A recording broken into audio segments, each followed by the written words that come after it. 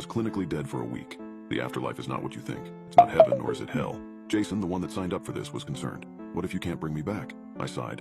We've run multiple trials, and I can assure you that you're perfectly safe in our hands. We wouldn't do this unless we were absolutely certain we had the tools to bring you back. Now, please continue. I need to know that you understand the process. He took a deep breath before speaking. You're going to kill me for an entire week in stasis, meaning I won't decay, and I'm to report back what I see on the other side. Though his explanation was a bit simplistic, I nodded in agreement. It was a lot to ask, but considering he was already standing at death's doorstep, it might reassure him to know what's awaiting him on the other side. What Professor Hall theorized was that a true experience of death only occurs after the brain has lost all neural activity. The issue being that once someone reaches that stage, permanent brain damage would be the inevitable result. Thus, the chamber, able to halt necrosis until we could bring the subjects back. And our first willing subject would be Jason Moore. However, we were wrong, and we would soon discover the horrifying truth behind the afterlife. Listen, Jason, I know you signed the contract, but you can still back out. There's no shame in being afraid, I said as I put a comforting hand on his shoulder. He shook his head in response. No, I need to know. I can't just die without knowing the truth. All right, then I'm going to inject you with the cryoserum. It's highly carcinogenic, but since I already have cancer, I guess that doesn't matter. Jason laughed nervously, trying to brighten the mood.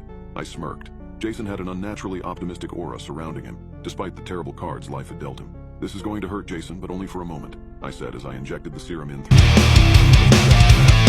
tensed up in agony. He couldn't move too much due to the restraints, but he still tried his best to get loose. He let out a quick yelp before suddenly falling still. His heart had stopped, and the experiment had officially begun. We rushed him into the chamber and locked it. A blue gas filled it and his temperature dropped to just above freezing. Any further and the water in his body would expand, rupturing his cells, making his death irreversible. The low temperature combined with the serum would keep him in stasis for the next 7 days while we patiently waited, keeping a close eye on his status. EEG and ECG readings are negative. He's dead, doctor, one of the assistants said. Keep monitoring him for the next 24 hours. If there's any sign of life, let me know, I ordered. The Hall-modified electroencephalography was a tool specifically designed by Professor Hall to measure electrical activity beyond what we thought was possible, and had shown that during brain degeneration, small signals are given off. He'd previously proven that it could not only read signals from the brain, but translate them.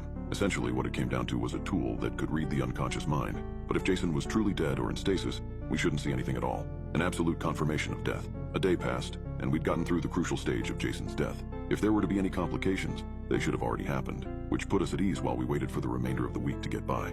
As we waited, I spent a lot of time by Jason's side.